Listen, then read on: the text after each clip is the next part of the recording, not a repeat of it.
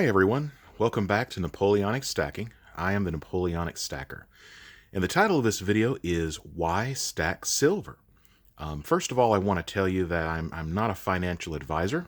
This is just for entertainment purposes only.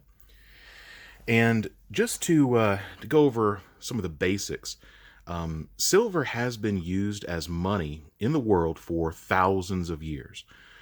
Silver was used by the ancient Babylonians, ancient Egyptians, the Romans, all the way through our modern day.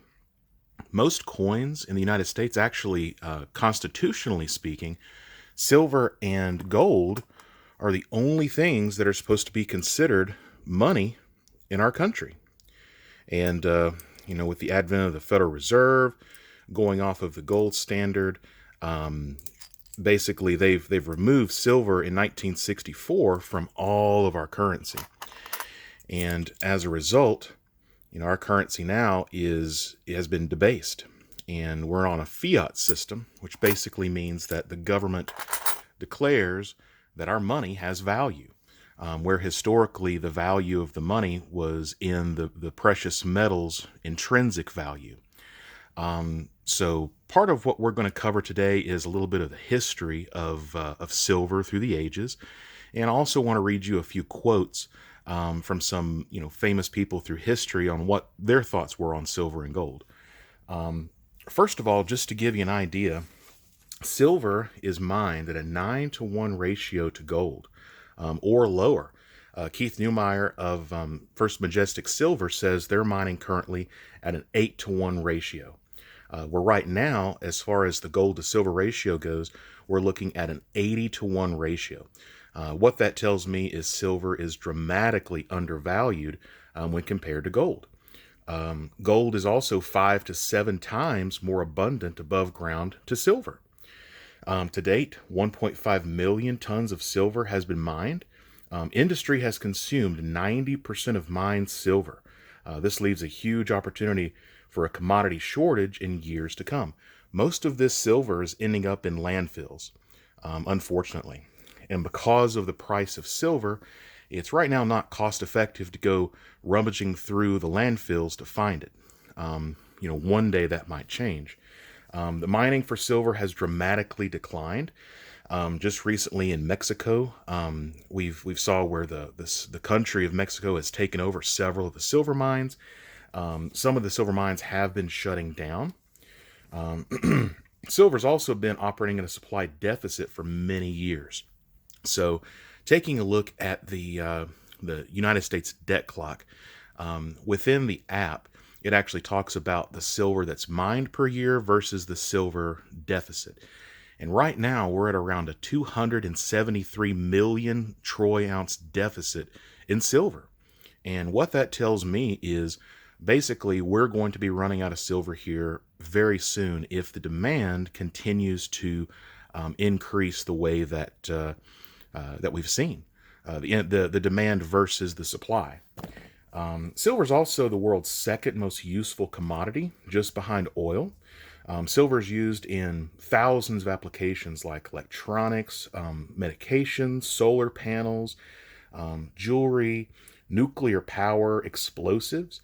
I believe that in a Tomahawk cruise missile, there's actually 500 troy ounces of silver.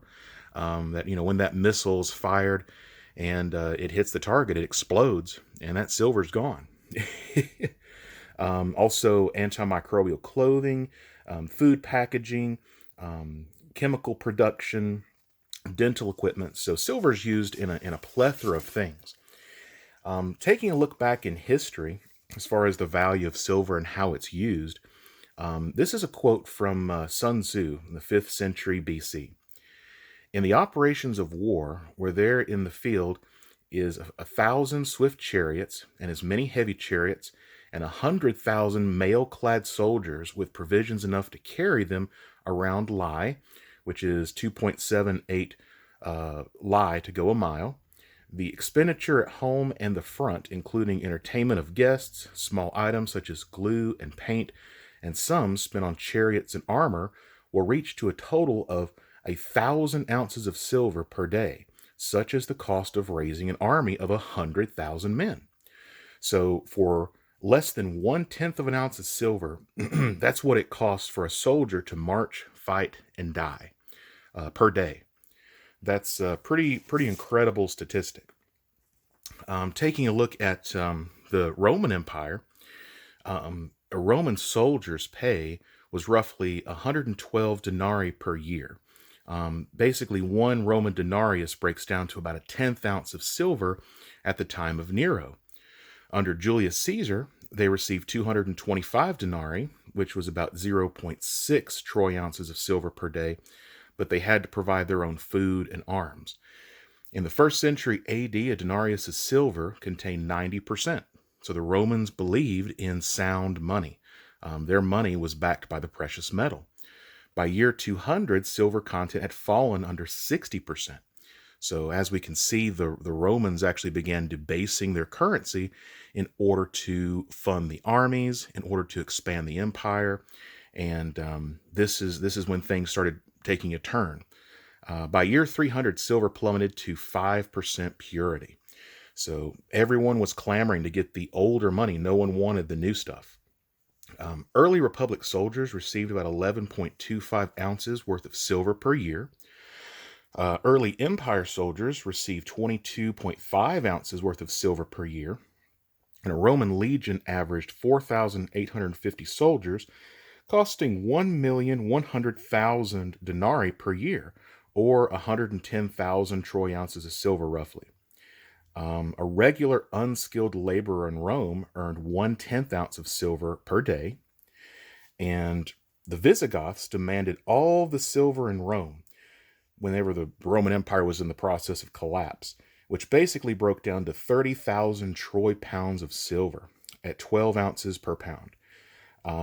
360,000 ounces of silver, which was everything the city had and everything its citizens had. This was enough silver to finance one Roman legion for more than 3 years. At the time, Roman denarii contained virtually no precious metals. Rome fell shortly after. So, as we can see, as countries debase currency the way that Rome did, the way the United States has, and other countries through the centuries, we can see how the money supply, what money is, has a direct correlation to a nation's health and a nation's ability to survive. And historically, most countries that go on a fiat currency standard don't survive more than 50 years. And we went on a full fiat currency standard back in 1971 when Nixon took us off the gold standard. Just to give you an idea, here's what some of our founding fathers thought about precious metals.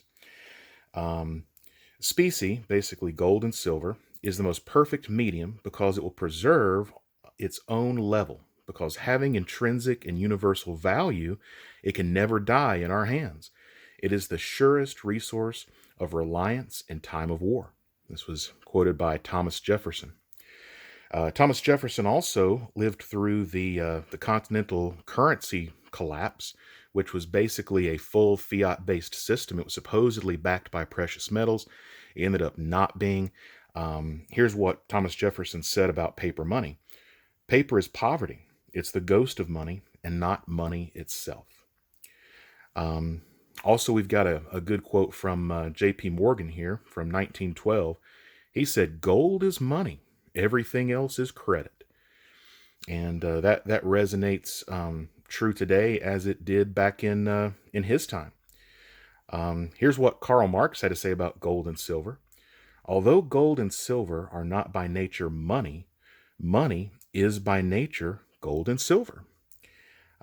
So he understood gold and silver is money, and it has been for thousands of years. And even though things seem to be changing, we've got Bitcoin, we've got, the stock market. Everybody seems to be gambling in the stock market these days. Ultimately, when it breaks down to it, stocks can go to zero, Bitcoin can go to zero. Gold and silver have never gone to zero in its history. And gold and silver goes as far back as, biblical times. You can read about it in the Bible. Here's what Alan Greenspan said about gold. Yet gold has special properties that no other currency, with the possible exception of silver, can claim. For more than 2 millennia, gold has had virtually unquestionable acceptance as payment. It has never required the credit guarantee of a third party.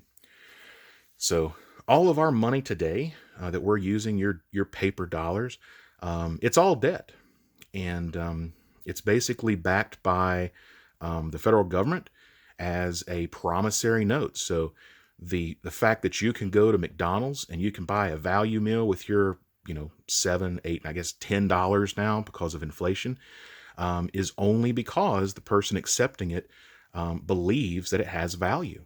There's no intrinsic value in the money that circulates today. And that's one of the main reasons why I hold precious metals like gold and silver. And while we've got all this silver out here, I'll show you a little bit about some of the other coins I missed on the last video. This is the Deathstalker Scorpion. This is from the Scottsdale Mint, 2017. I thought this was a really cool piece. Got some from the Eastern Caribbean series. This is from Grenada. It's got some scuba divers. And in the last video, when I was talking about what got me started stacking gold and silver, I do have to give credit to another overtaxed taxpayer.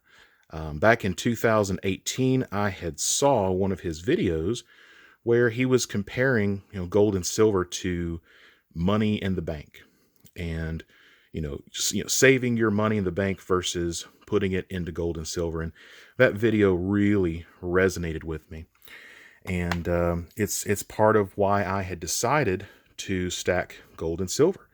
So I'm going to put a link to his channel in the description below in case you want to check him out. Here's another Somali elephant. This is the 2022 silver piece. Got an Australian kookaburra here. And I did, before I go, want to show you these coins. I just got the Grogu Baby Yoda coin. These things were at Atmex, and they got sold out like within a very short period of time. And of course, I've got him paired with his best bud, the Mandalorian. So these are coins, for an example, that you're not going to be stacking, lots of, again, unless you're going to be flipping them on eBay. I got them primarily just because they're cool, and I like them, and I love the Mandalorian. But that's all I've got for you guys tonight. If you like this video, please like, share, and subscribe, and we'll see you next time.